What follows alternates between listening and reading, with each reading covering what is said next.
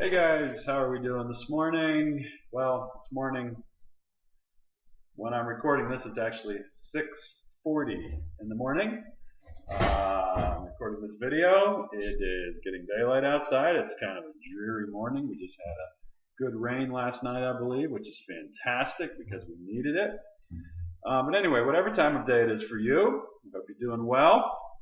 We are winding down. This is probably going to be our second to last history class.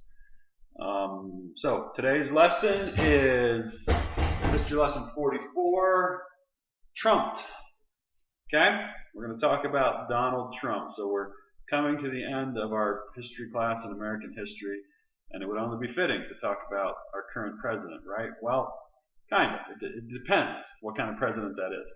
And the reason we're talking about Trump is because he's not just a president, he's a very interesting president. And we're not just talking about Trump for the sake of talking about him or because he is our current president. We're talking about him because studying him and his life and his presidency helps us to understand a lot about where we are at today as Americans, where our government is, what our political system is like. How did we end up with a guy in office who never had any previous political experience, who was a billionaire businessman and an entertainer? He never ran for office before, I don't believe. I think I have that correct. He never served as a senator or a congressman or even a mayor of a city before he became president of the United States. And how did we end up with that? Is it a good thing? Is it not a good thing? And so forth. So we're gonna talk about his life and then kind of put it in the context of American politics today. So let's start with just a bit of review. I don't want to take too much time because I need to get rolling with this lesson. So just a bit of review from our last lesson, which was the turn of the century. Who was our first African American president? I don't think we actually wrote his name down, but I think you guys know who it is, right? Barack Obama was the first African American president, and we got our first African American president in 2009. He won the election in 2008, took office in 2009. So what are some of the things that happened during the double zeros, the first 10 years, the first decade of the 21st century? Well, of course, we started with Y2K, right? The whole switch over to the 2000s and the scare that went with that and the fear that we were going to have an Armageddon or something. Some other things that happened is that George W. Bush was elected president by a very slim margin, right? Then, of course, we had 9/11, 2001. Now, I should back up and say that we did have a lesson between the lesson on the turn of the century and this lesson. We had a lesson on September 11th, but I didn't do a lecture and I didn't do notes. I just gave you guys a documentary to watch, which I hope you did. But we don't have any notes on that, so we're not actually doing notes on the 9/11 lesson. It was just kind of something I threw in there to give you guys, a little bit more information on what 9/11 was like. So anyway, I hope that you guys watch that and learn from that. So yeah, you had 9/11. It happened on September 11th of 2001. You had the formation of Wikipedia, Facebook, and iPhones, right? And the double zeros. You also had a tsunami in Southeast Asia in 2004, which killed hundreds of thousands of people. Okay? Backing up even farther, what are some things that happened in the 90s, before the turn of the century? Well, you had a booming economy, right? Some people credit this to Ronald Reagan. You had Operation Desert Storm, the first Iraq war under President Bush the first, George H.W. Bush. You had the internet started becoming a thing. It was no longer just for government officials. It became something that private citizens could use as well. You had the development of the Hubble Space Telescope. You had the development of Amazon and eBay. DVDs, text messaging, at the Columbine school shooting, which was a significant event.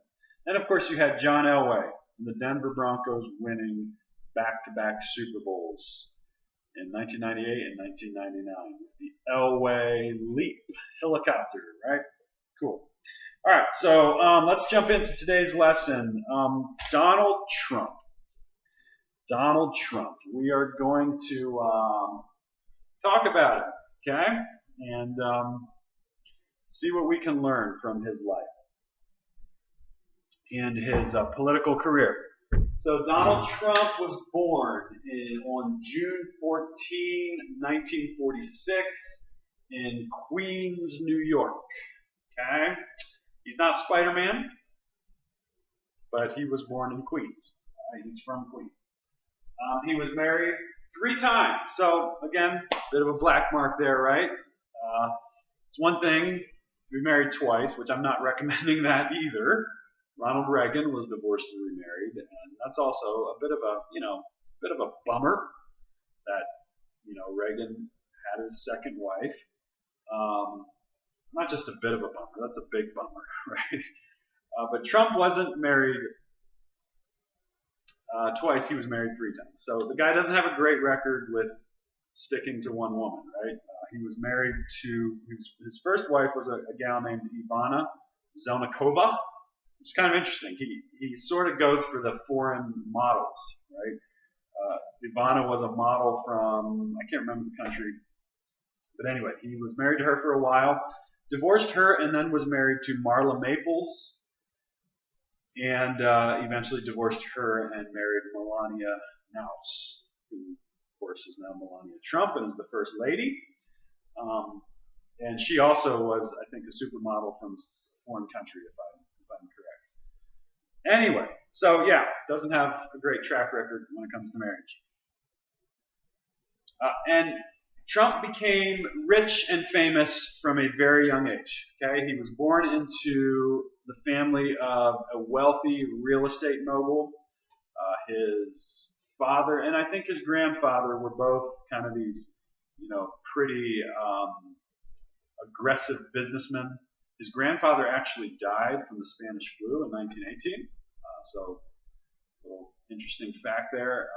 We learned about the Spanish flu. His grandfather died of the Spanish flu. His father was a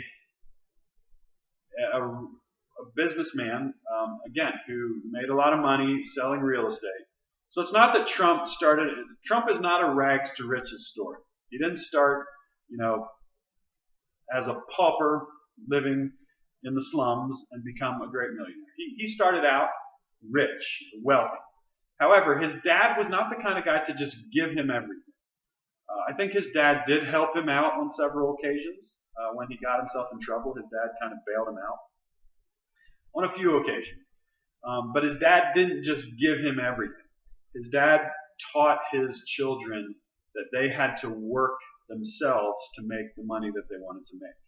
They had to learn to be businessmen on their own. They didn't just feed off their father all of the time. Okay, so he had to learn to work hard. He had to learn to make decisions and so forth. But he was from the get-go. He was born in a wealthy family, and he continued that, of course. So yeah, he's a bold, brash businessman, right? And he's not, that's who he is. He's an aggressive, go get it done type of guy. He made his money, or the ventures that he got into, and I'm not sure if he really made a lot of money in all these ventures, but the ventures that he tended to put his money into and try to develop were real estate, hotels, casinos, and airlines. And again, I think the main one was real estate. That was the main one where he made his money. And probably, hotels and casinos I think were pretty profitable for him as well. I think the airline venture was kind of a bust, if I remember right. But anyway, he had mixed success. He didn't win every time he plunged into something new. And that's something about Donald Trump. He's not afraid to go after something. He's not afraid to do something, right? And it didn't always work out. There were times when it was a major bust, a major fail. In fact, there were times when Donald Trump lost billions of dollars. In fact, at one point in his life, I believe he was $8 billion. His net worth was negative $8 billion.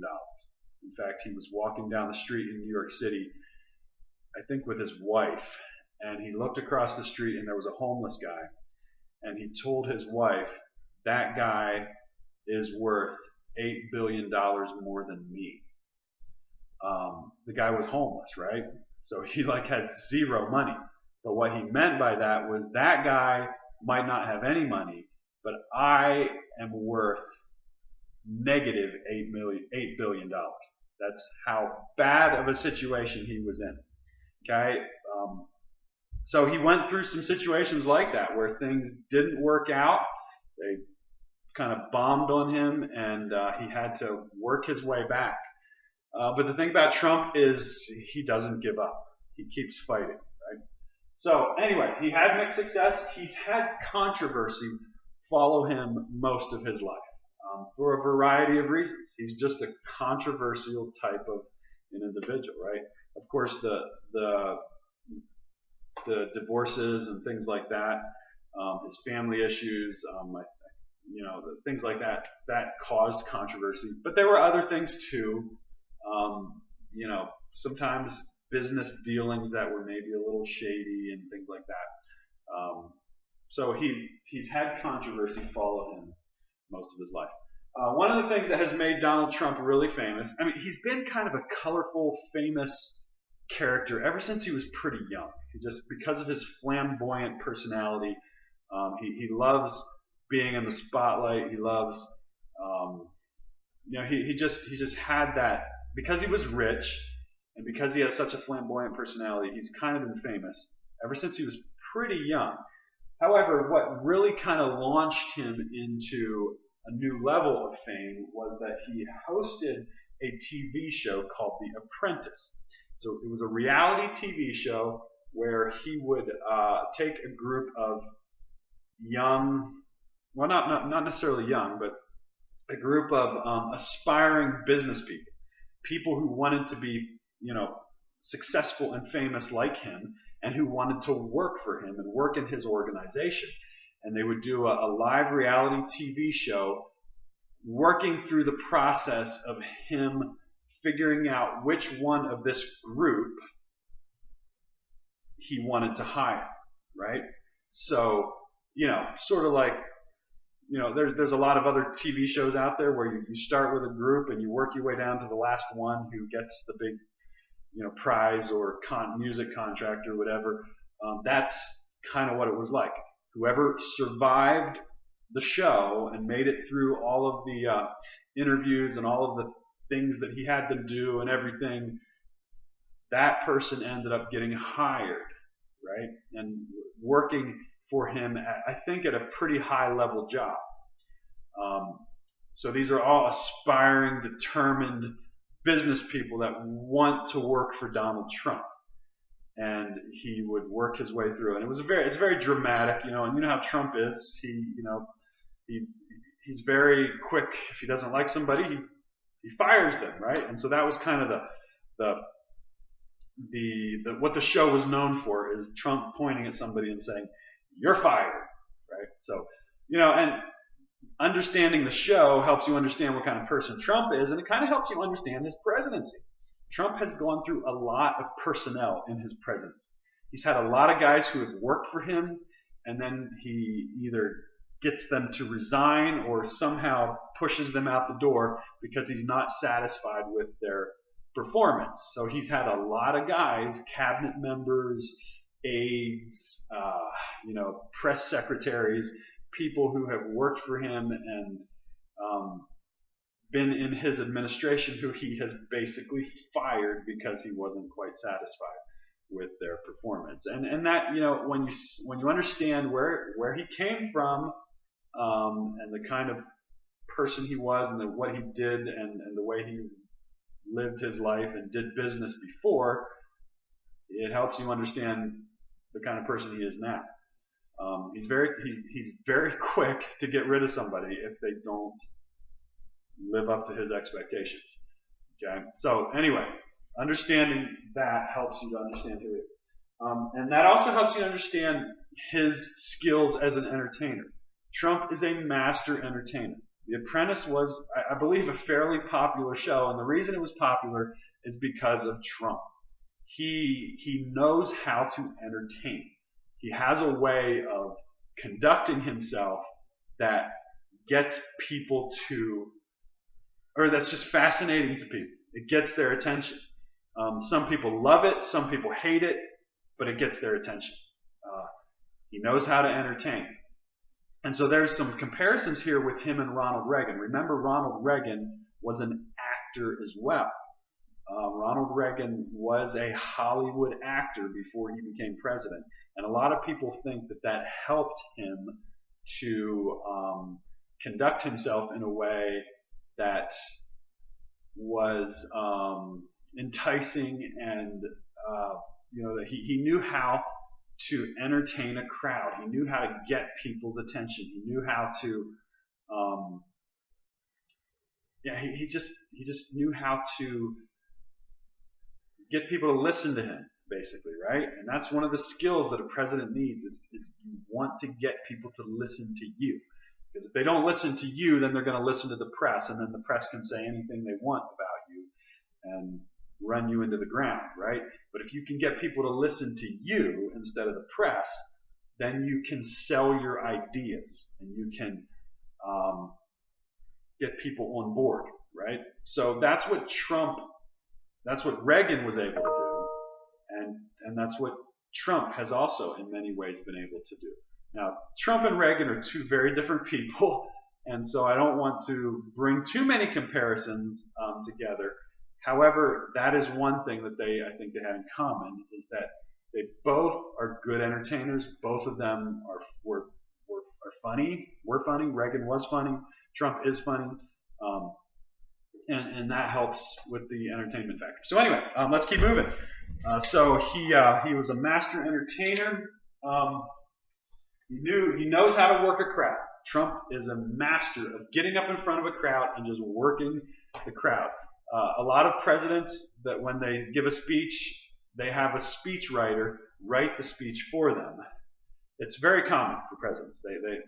They might have something to do with the speech. They might change it and all of that, but usually a speechwriter writes the speech for them. And some presidents stick strictly to the script of the speech. They basically read the speech to the crowd. It doesn't look like it because they have a teleprompter, but they read the speech to the crowd. Trump has speechwriters. People write speeches for Donald Trump, but very often he goes off record and he just starts talking off the top of his head. He just starts saying what he wants to say instead of sticking to the script of the speech. And the thing is, sometimes it gets him in trouble, but he's actually, especially if he's in front of a friendly crowd, a crowd who likes him, he's very good at it. He's very good at working the crowd, of whipping them into a frenzy, of getting them to support him and cheer him on. Again, it's because he's funny, and he has a way of knowing how to entertain.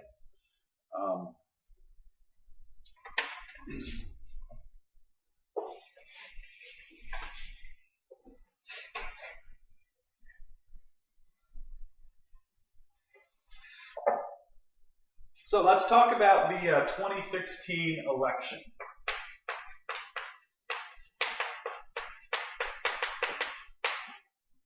So this is a fascinating thing, and I think most of you guys probably remember this. Let's see, it was, it's 4 years ago now. So I was teaching here. I was living here in Colorado. I was teaching here, and he was elected while we were here. I don't remember. I know Aubrey was in the school and Kashif, and I'm trying to remember if anybody else was in our class at that time. Meredith and Serena, you might have been in the middle school classroom. I don't remember. And Hans. But anyway, it was a very interesting election.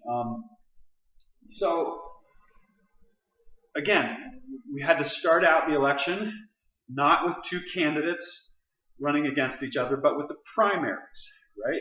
So you had the Republicans running, a whole bunch of Republicans running to try to get the Republican nomination. Just like we had a whole bunch of Democrats that we talked about this past year running against each other trying to get the Democratic nomination. We ended up with Joe Biden, right?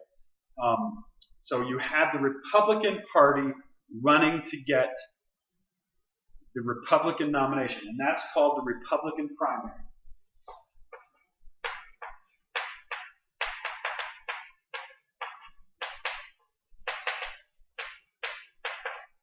Now, the interesting thing about the Republican primary is that in the years leading up to 2016, you had a lot of really talented, aspiring, kind of rising stars in the Republican Party.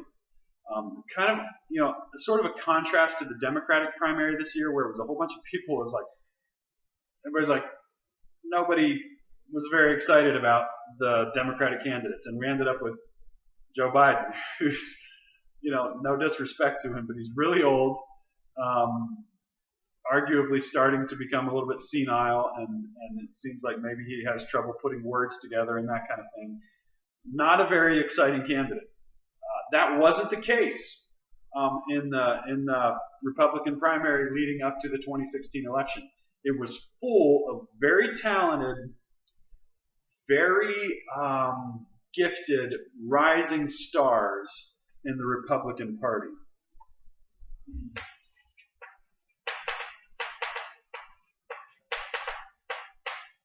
So it was guys like, some of them were young, some of them weren't young, but they were gifted politicians. It was guys like Ted Cruz, the senator from Texas, Chris Christie, the governor. He had been the governor of New Jersey, I think.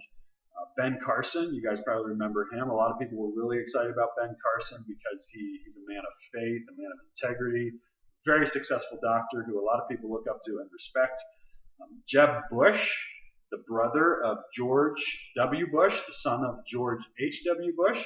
So a guy who has a lot of ties to politics and success in politics, a guy whose dad and brother both served as presidents, right? And Scott Walker, the governor of Wisconsin, who had a lot of popularity amongst Republicans because of some of the things that he did in Wisconsin, standing up to the establishment and things like that. So there are all these rising stars, and guess who jumps into the middle of it? Donald Trump. It's like, well, I'm going to run too. And initially everybody thought, this is a joke. That's a joke. He doesn't have a chance. You have all these other guys that are so much more experienced, so much more talented. They know what it takes to win a presidential election. This guy doesn't have a chance, right? And most of the candidates, when Donald Trump first jumped in, most of them did not even take him seriously.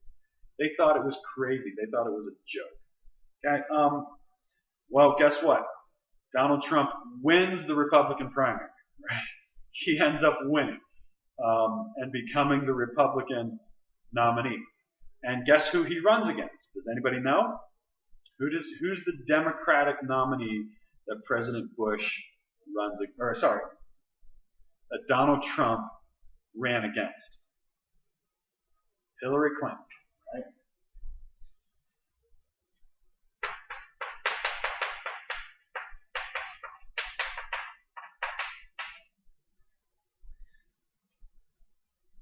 So, now here's the interesting thing. Here's two very opposite types of candidates. And the interesting thing is, leading up to the 2016 election, who was the president? You guys should know. Again, our first African-American president, Barack Obama. And again, Barack Obama is completely different from Donald Trump. Obama was he was a Democrat, of course, but he was also, his personality was very different than Donald Trump. Barack Obama was a very kind of straight-laced, professional, very careful with his words, very everything was his speeches were all very kind of presidential and lofty, right? He was very careful about what he said. He didn't just kind of spout off the mouth. He didn't send tweets out insulting people. At least, well, I shouldn't say he never did. I don't know, but not the way Donald Trump did. So he was admired. You know, Obama was very admired and respected by his Democrats. The Democrats loved Barack Obama. He's kind of the Ronald Reagan of the Democratic Party.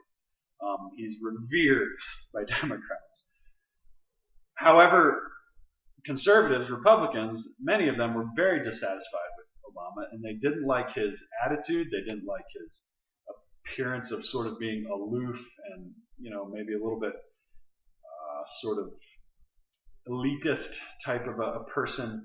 You know, he kind of exuded this attitude that I'm the president, I'm smarter than you, and you just need to do what I say, right? His crowning achievement was a healthcare system that everybody calls Obamacare, right? That in a lot of ways was just a mess. It didn't solve the healthcare problem in our countries. It forced people to get onto healthcare, and if they didn't get on, you know, you had to pay a fine.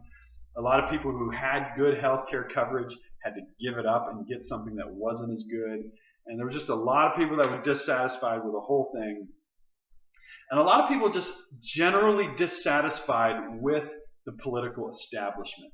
They were tired of politicians, tired of people who had been politicians all their lives, tired of the way politics worked, tired of all of that stuff.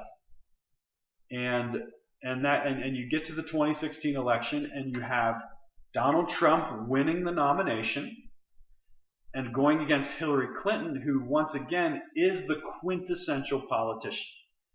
Again, she's from a political family. She was the first lady for 8 years. Her husband was Bill Clinton. So she has all kinds of political experience.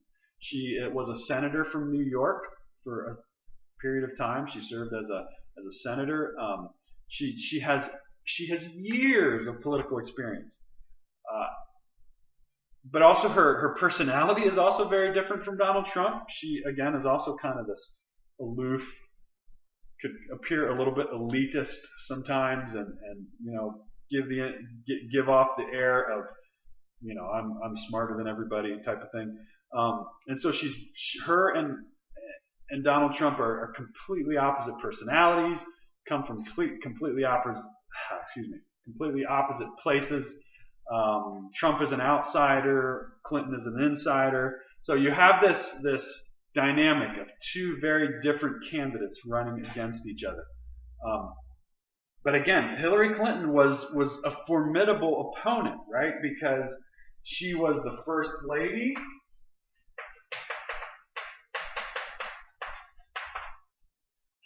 She's a seasoned politician.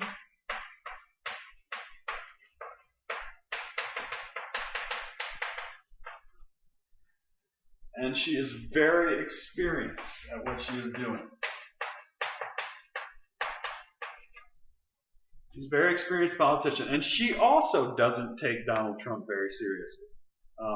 In fact, I think there was a time during the Republican primary where she actually was saying that she wanted Donald Trump to win the nomination because he's going to be the easiest to beat in the general election, right?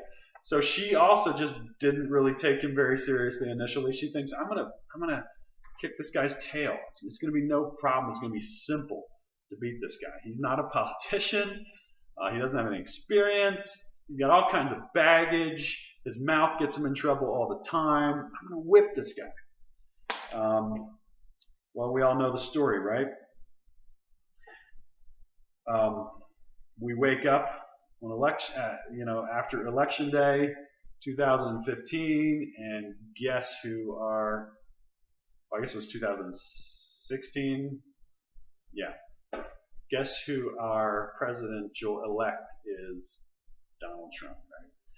And it's not that he didn't face challenges. He didn't just breeze in. He faced some pretty formidable challenges. There was one incident called Access Hollywood where some videotapes emerged where he was overheard saying some really demeaning things about women, about things he had done to women, things about their bodies and stuff that was just really crass and vulgar.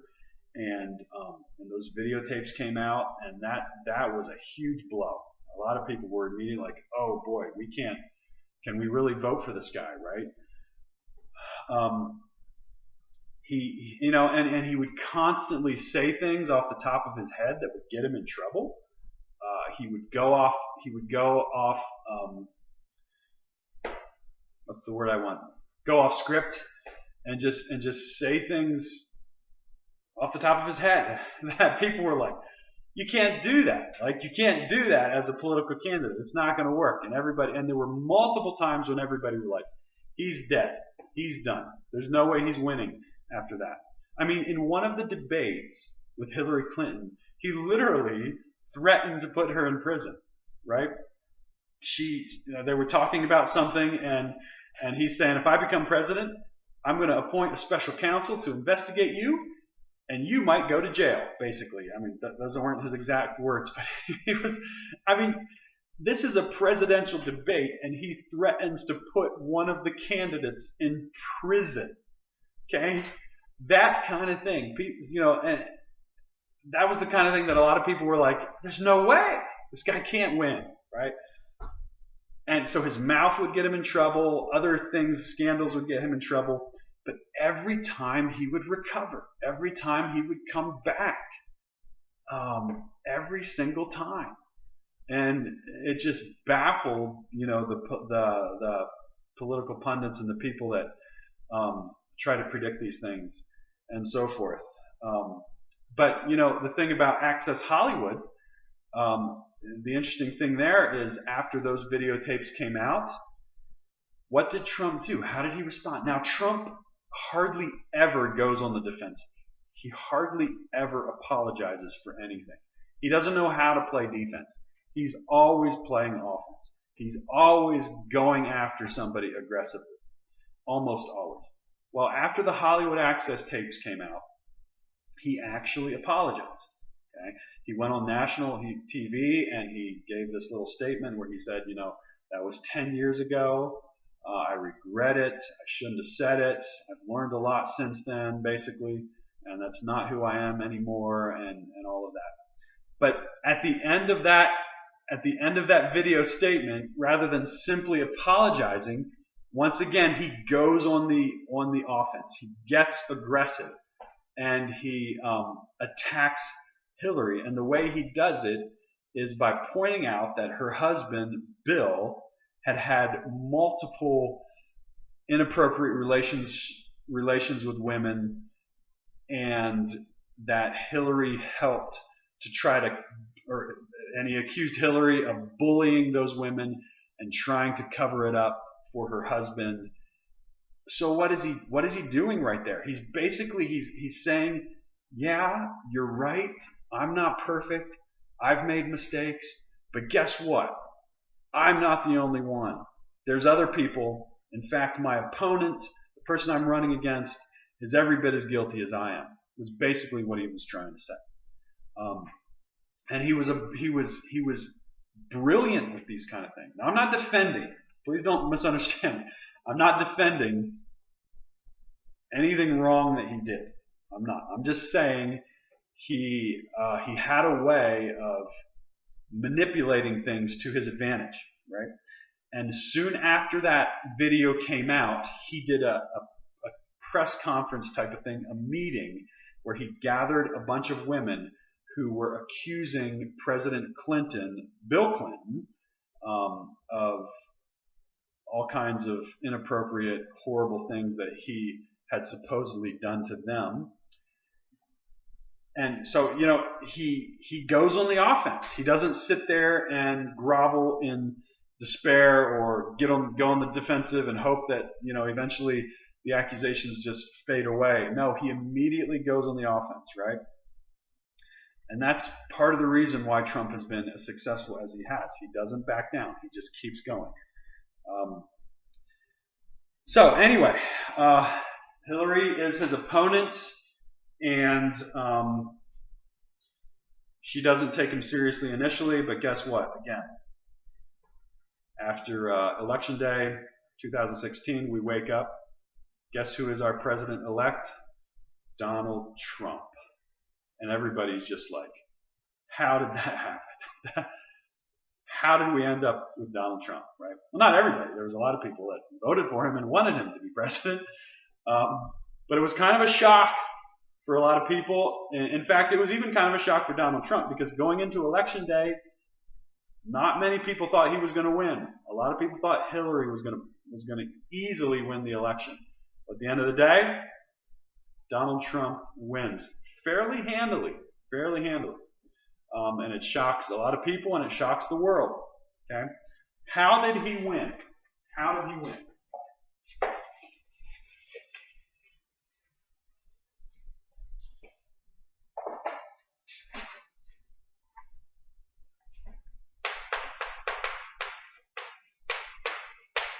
There's a number of factors. I mean, there's a number of things you could talk about, and I probably won't get into all of them. But one of the reasons he won is because people in our country were tired of the political system. They were tired of insiders running our country.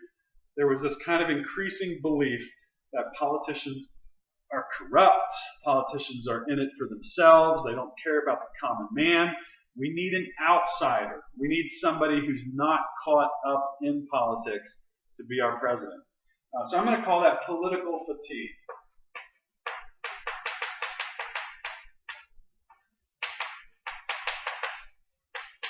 People are tired of politics. They want a non-politician to be a politician or to be president, right? Also, media fatigue.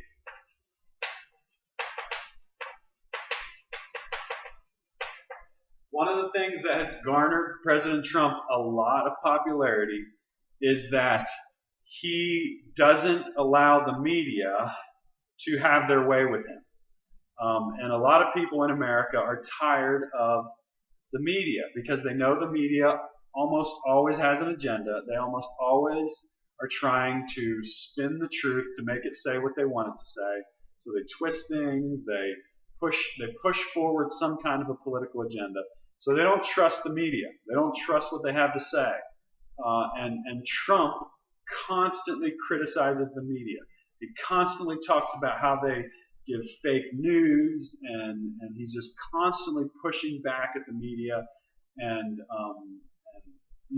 fighting them and criticizing them, sometimes in ways that are really probably very inappropriate, but yet he's very staunchly determined to point out their flaws, right? And a lot of people like that. A lot of people are glad to see somebody standing up to the media, okay? And they're tired of insiders running the country.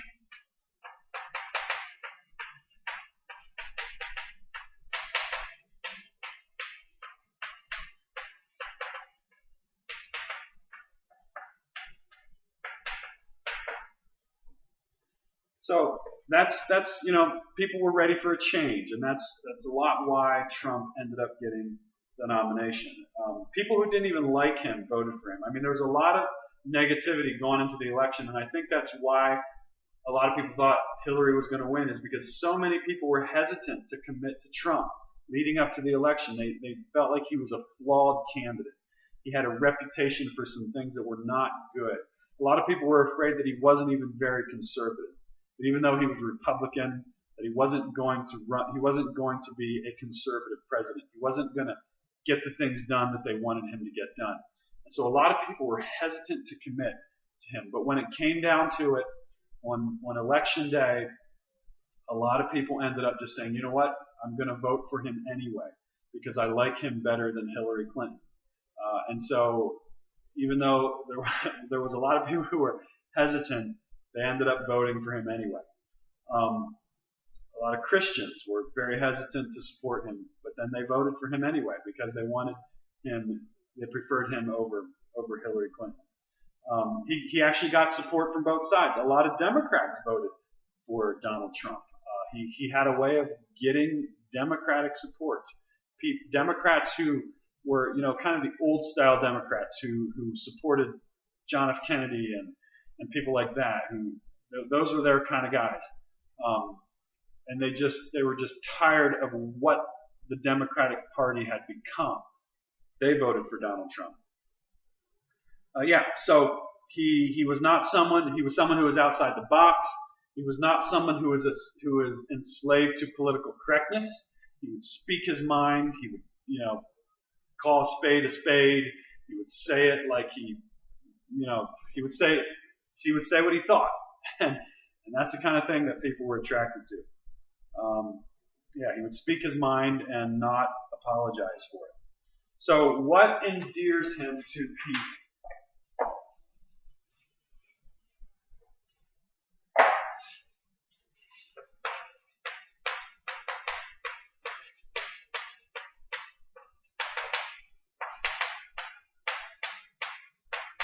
And the interesting thing about Donald Trump is he has a fiercely loyal base. There is a group of people in this country who are ferociously loyal to Donald Trump. They have bought into him hook, line, and sinker. Okay. Now, most of those people will not defend his mistakes. They don't make excuses for the bad things that he's done to women or said about women. They don't defend that. They're like, you know what? Their response is basically, you know what? Nobody's perfect. And we haven't elected this guy to be a spiritual leader. We've elected him to lead our country. And so he has a loyal fan base that is not going to turn against him. Or probably not, anyway. Why? What endears people to him? Well, here's a few things.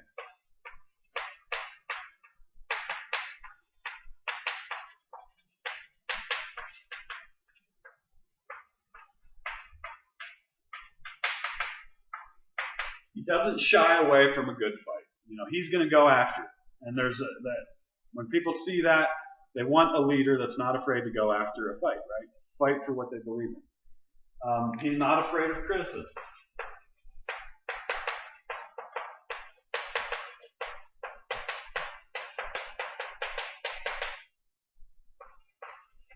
If he thinks something, he's going to say it. It doesn't matter who criticizes him. It doesn't matter what happens to him politically. If he thinks something, he's going to go ahead and say it. He's going to speak his mind, right? He stands up to the press.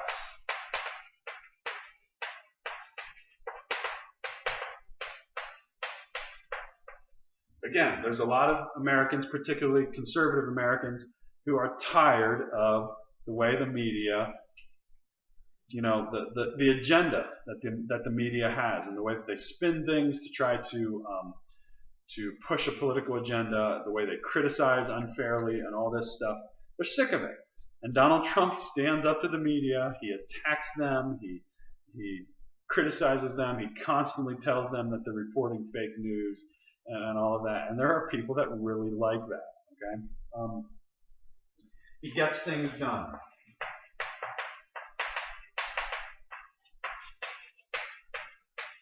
So a lot of politicians have gone into Washington with all these promises. I'm going to do this. I'm going to do this. I'm going to do this. And when they get there, because of the way politics works and because of all the red tape they have to go through and because of the way the system is, they just don't hardly get any of those things done. It just doesn't happen. Donald Trump has a way of getting things done. Now, even he was not able to do everything that he said he was going to do. He said he was going to build a wall. He hasn't done that, or at least he hasn't completed it. I think he may have started it. But he has gotten a fair amount of things done for a president, at least in his first term of office. He's done some pretty significant things. He is not politically correct.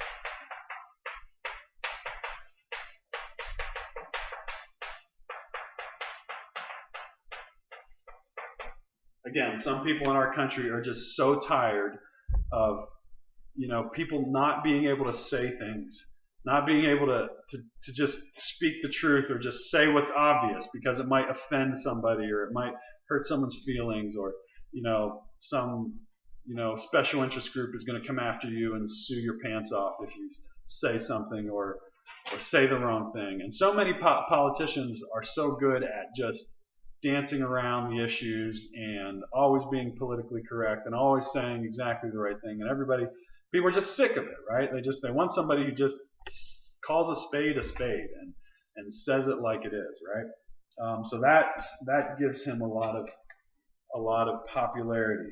And again, he's funny, right? Donald Trump is an entertainer. He's a comedian. I mean, he'll get up in front of a crowd and have them just roaring with laughter because he's funny. Now, some of his humor is very inappropriate. It's very crass. It's very demeaning.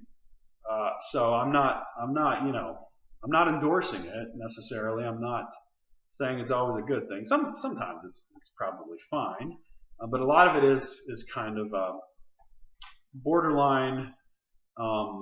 Not just borderline. Some of it is just very inappropriate. So yeah, but be that as may, he is funny, and a lot of people like that about him, right? And part of that is, you might say, a good thing, because one of the things that our society needs to learn to do is we need to learn to laugh at ourselves, right? We need to laugh at our quirks and our imperfections and some of those things. Some people are so tired of every little thing offends somebody, right? You can't even hardly make a joke anymore without it offending someone. And Donald Trump brings back this thing of like, hey, let's just laugh about our imperfections again, right? Again, not defending the things that are inappropriate, but there is a sense in which people just want to be able to laugh again. And he exposes the hypocrisy of politics.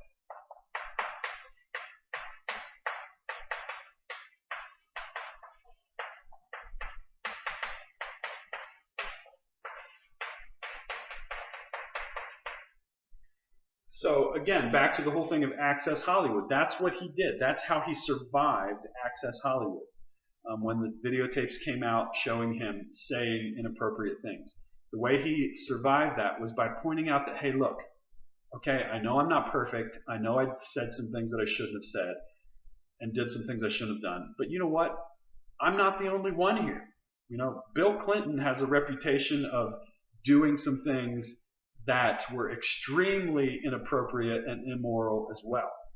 And you can make the argument that Hillary was on his side and defended him and helped him cover it up and even bullied the women who he abused into staying quiet, right? Again, I'm not sure what's true and what's not true,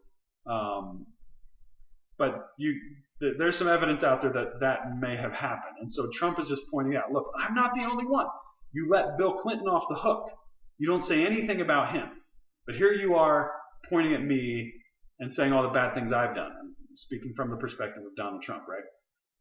And so he's pointing out the hypocrisy. Now, it's not that he's above that. It's not that he has this impeccable character and he's got this flawless reputation, but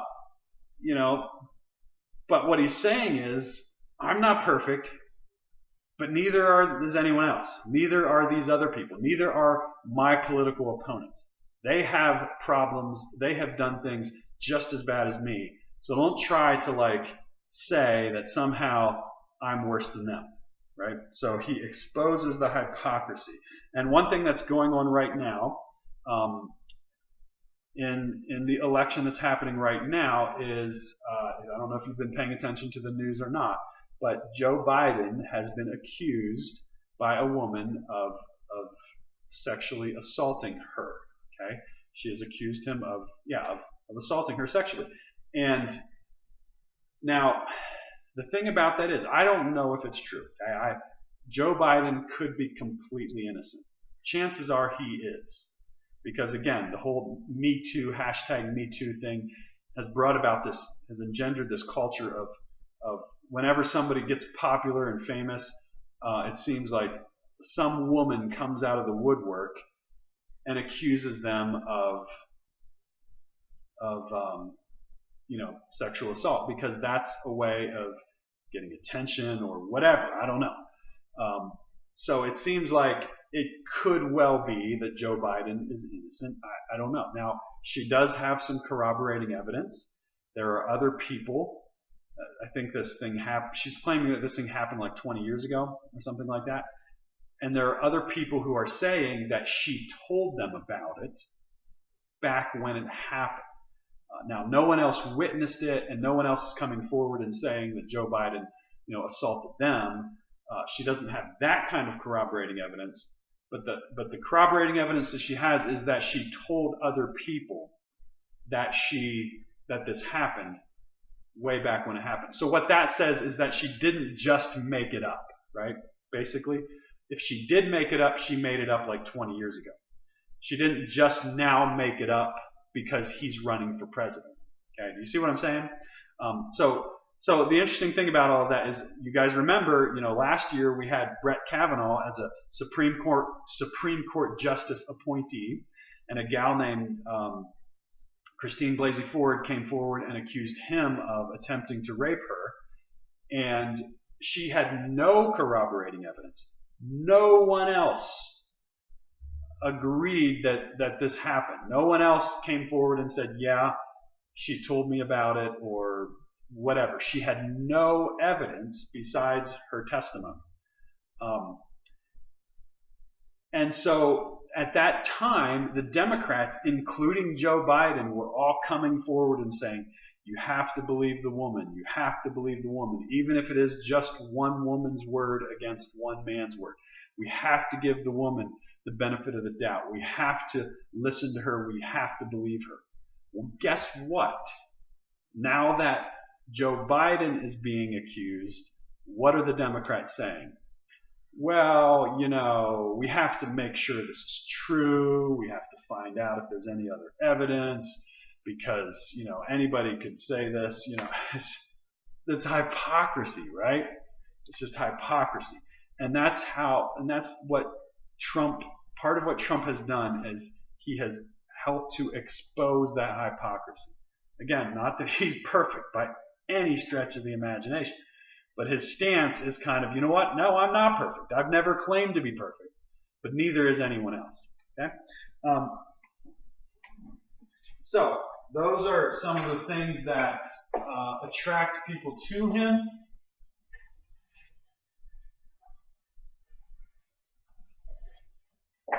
What about why people despise him? Because there are a lot of people who absolutely despise Donald Trump. He has a lot of enemies. A lot of people do not like him. And to be honest, they have some good reasons for that. Okay? He is extremely untactful.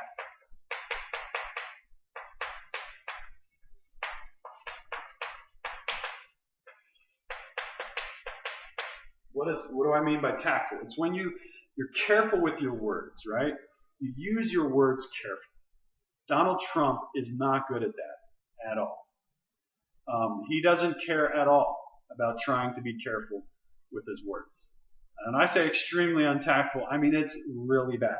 You look at his tweets, you look at the things that he has said about people, the insults, it's really demeaning.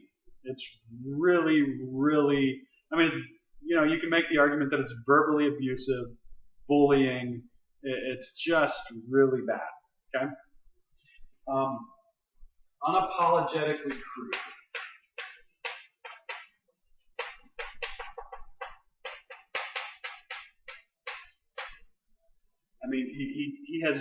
He makes no bones about calling people dumb, calling people incompetent, just insulting them with all kinds of crude language. So yeah, his Twitter insults.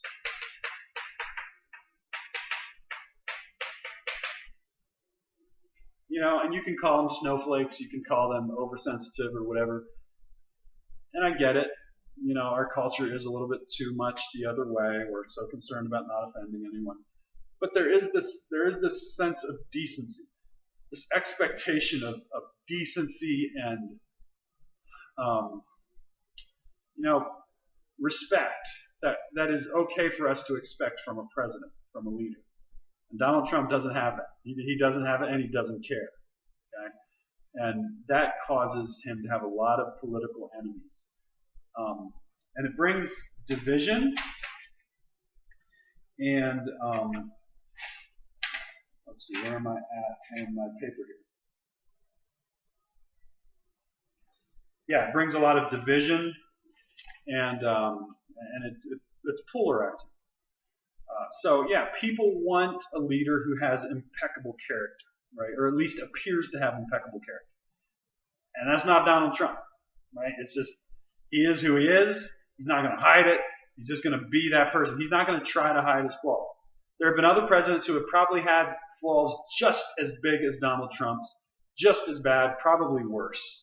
Some much worse, actually, probably than Donald Trump.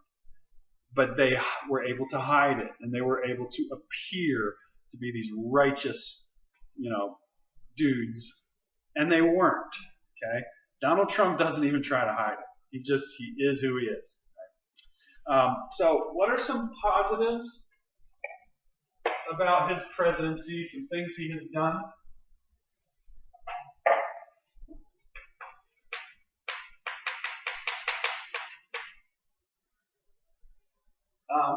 So again, this is kind of from the perspective of, I'm a conservative-leaning person. I believe in conservative values and conservative principles. So that's where I'm coming from. Not everybody would say these are positives. The liberals would not think that all these things are great. But I think from a conservative perspective, these are some things that he's done. Now, the thing about President Trump is, even though a lot of people were afraid that he wasn't really a conservative, that he wasn't going to govern conservatively, he ended up being a very conservative president. He has done a lot of things that have really, really pleased a lot of Republicans. A lot of Republicans who criticized him and who were very, very suspicious of him and who absolutely did not want him to be president have now actually become loyal to him because of the things that he has done while president. So one thing is that he reformed the tax system. So he did a huge tax reform thing, whatever you call it. He passed a bill that transformed our tax system in a way that has, I think, made it a lot better for businesses and potential growth and things like that. So I think that's been a good. President Trump, with all his faults, with all the things you can criticize him for, and you can criticize him for a lot of things. He definitely has some faults, right? But with all those faults, there are people that argue that he has been the most pro-life president that we have had since being pro-life has become a thing, right? Since abortion has become an issue in our country, people have argued that he is more pro-life than Ronald Reagan, than George W. Bush, and all these other conservative presidents before him that were also very pro-life. Some people have argued that he is more pro-life than any of them. The policies that he has passed, the things that he has said. Donald Trump has been an advocate for the unborn. Okay? So that's a good thing. That's a good thing. Now, he has also been an advocate for religious freedom.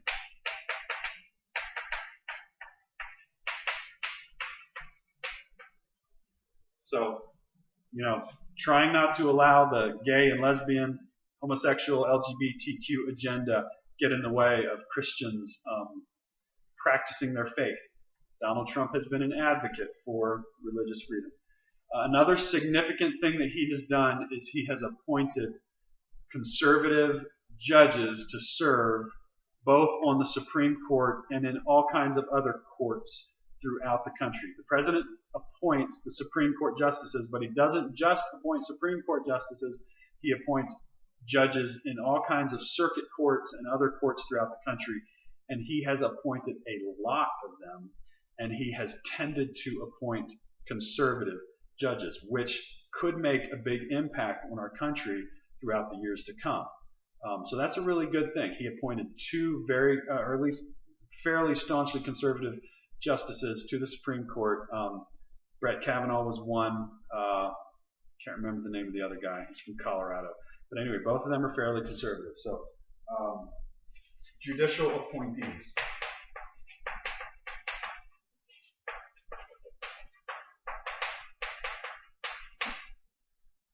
So yeah, those are some good things that he has done. So what about some negatives?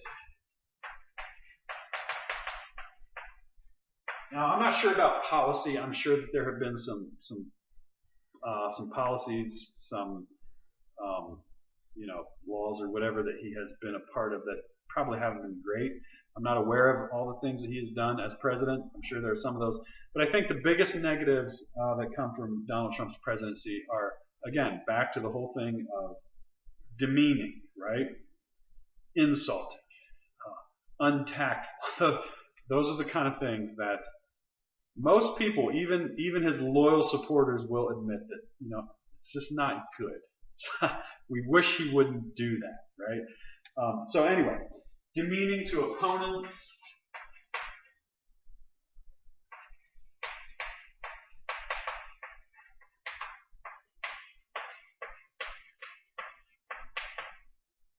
And you can make the argument that he is very divisive, right? Polarizing. It seems like today our country has become increasingly polarized. Now, it's not all Donald Trump's fault. It's been in the making for years, and it's not new. I mean, to a certain degree, our country has been this way, and maybe had moments where there was a lot of division before. I mean, we fought a civil war, right, 150, 170 years ago. So, we've had division before. It's not new.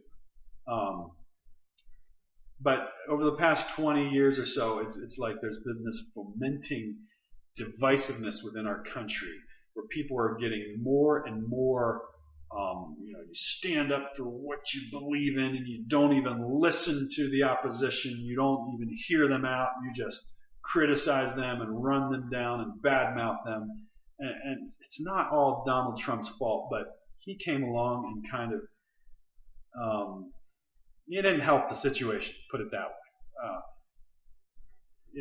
He hasn't brought people together, at least not in the sense where he brought opponents together. Now, in a certain sense, he has won over some Democrats. He has galvanized a certain base of support amongst his supporters, but he is also just really people that are against him. He doesn't try to win them over. He has no desire to make friends with his enemies. So remember how we talked about Ronald Reagan.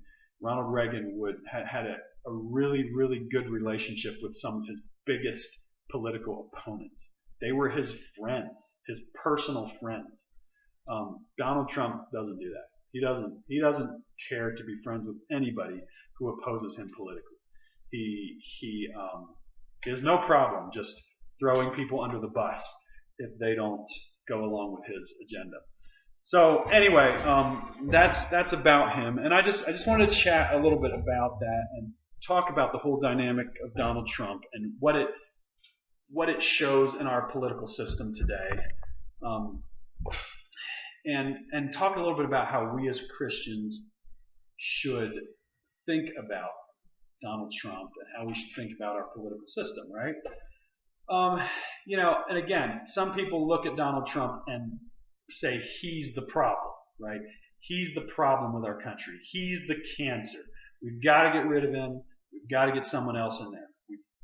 I don't care if it's Joe Biden, even if he is losing his mind. We've got to get somebody else in there to replace Donald Trump because he's the problem. Is Donald Trump the problem? Or is he just an outgrowth of problems that were already there? A symptom, if you will, of the problems that were already there. I would tend to say that our political system has been broken for a long time. Well, in a sense, it's always been broken because it's run by human beings, right? So it's not perfect, and we've been having these issues before. Trump is not the only divisive guy in politics. He's not the only one who says rash things and insulting things. Does he do it worse than most other people? Maybe, probably. But the thing is, depending on which side of the aisle you're on, you can get away with saying these things, and Donald Trump can't because he's on the wrong side, right? So anyway, I don't think he's the problem. I think he's a product of a political system that's already been corrupted by sin, right? So anyway, politics has been broken for a long time, and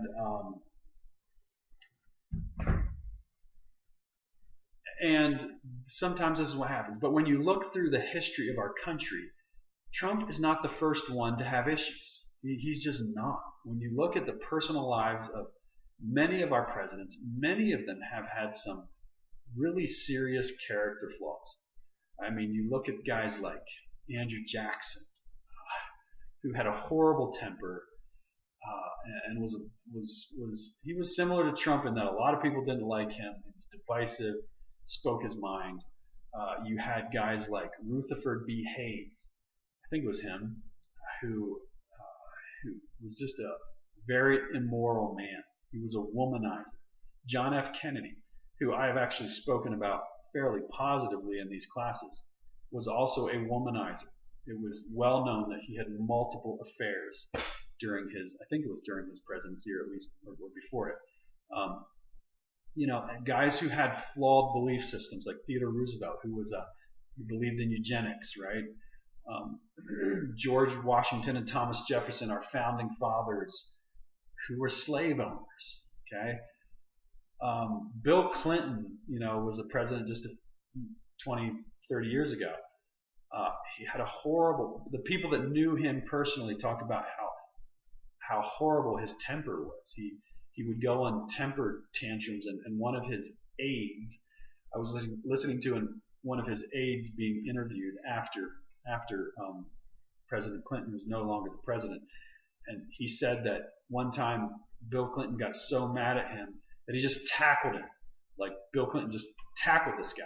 They were in a room having a heated argument about what they should do, and Clinton got so mad he just threw him down on the floor, right? So, we've had presidents before that have not been perfect by any stretch. Well, none of them obviously have been perfect. Now, there's been a few that have had some pretty good. It's hard to find too much wrong. Guys like Abraham Lincoln, I think, is one, and maybe a few others that they were pretty decent dudes, pretty decent guys, right? But it was sort of rare when you really start thinking about it and looking at it, and yet that shouldn't really surprise us, right? I mean, history is full of examples of men some of them who had incredible courage and accomplished really, really great things, while at the same time harboring some really serious character flaws. When you start digging into the lives of a lot of quote-unquote great men, you almost always find problems, imperfections, inconsistencies. That's, and again, the Christian worldview has a very easy explanation for that. We live in a sinful, fallen world. People are not perfect. In a sense, we shouldn't expect them to be. We should never idolize people to the point where when we find one little character flaw, we're like, oh, we're just going to write them off, right? Because none of us are perfect. However, having said that, does it matter? Does character matter when it comes to a high-profile leadership position? The answer is that it should matter, right? It should. I think we would all prefer to have a president who has a very stellar reputation. A guy who has never cheated on his wife. A guy who doesn't insult people's bodies on Twitter. A guy who doesn't make jokes about women's bodies in private. We would all prefer that. That's what we would want, and we should, because it does matter. Character does matter, and it would be better to have a president who really has a great reputation Again, nobody's going to be perfect, but there are men who have lived lives that are more what's the word I want? More impressive, I guess, than what a lot of our leaders have had. So here at CCA, one of the things that we want to do is we want to teach you guys to be strong leaders. We want you to be leaders who have good character, who people can look at and say they should be in that position. They deserve that position because they have a good reputation, right? And so can we point at Donald Trump and say we want you to be like that? No, we can't do that, right? Because there are too many inconsistencies there. But again, how should we, as Christians, filter that? How should we look at Donald Trump? And I think the answer is pretty obvious. We should appreciate the good things that he's done, and he has done some really good things. And again, the whole thing of being pro-life is the biggest one. He is an extremely pro-life president, and we should be thankful for that. So we should appreciate the good that he's done, but we need to be very careful that we don't just simply overlook the bad things. We don't excuse the bad things. That we don't just kind of write them off and go, well, nobody's perfect. Because some of the things that he does and says are pretty serious. And so we need to admit, the seriousness of that as well. But the interesting thing, I think, is that, there's something within the heart of man, something in the soul of human beings that wants to have a leader who is impeccable, somebody who is perfect leader, perfect deliverer, perfect savior. Wait, did I just say savior? Yeah. Now think about where this leads.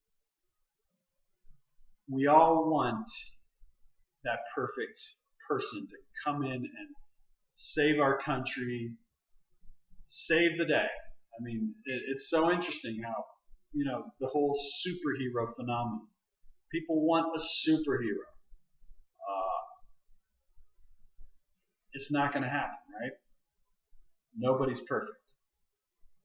Except that, as Christians, we understand, we get that there is actually a Savior. There is one man who came and lived in this world and lived a perfect, impeccable, flawless life. And that's Jesus. So it's not that politics don't matter. They do matter, I think, and I think Christians should be aware of what's going on in our country, and that's why we talk about it so much in class. I think it's important that we understand our history. I think it's important that we understand the decisions that have been made and the leaders that we've had, the ones that have done well, the ones that haven't done well, the character flaws. It's important for us to understand all of that. But at the end of the day, our loyalty should be to King Jesus. He's the only one who has and is carrying out his office as King of the world flawlessly, perfectly. We can trust in him completely to be perfectly just, perfectly righteous, to never be involved in some kind of a scandal, to never, do something that is beneath the dignity of his office. We can trust him completely. So, politics matters, but ultimately our allegiance is to Jesus Christ. And let's not forget that. Let's not allow any kind of political affiliation to trump. Sorry for the pun. But let's not allow any political affiliation to trump our allegiance to Jesus Christ. Okay? So anyway, let's think carefully about that. Donald Trump has done some great things. but he definitely has some flaws, and we need to be honest about it. We need to, there are Christians out there who are they will staunchly defend Donald Trump to the end. They will refuse to admit that he has any kind of flaw. Well, I shouldn't say that they'll refuse to. They'll admit that he has some flaws, but they will gloss them over and act like it's not a big deal, when it is a big deal. So let's think carefully about it. But let's be loyal to Jesus Christ, the King of the universe. Okay, guys. We're getting close to the end. So let's keep on rolling. We're going to be doing finals in history class in a few days. Yeah, you might want to start brushing up, studying your notes. And hang in there. That's all I got.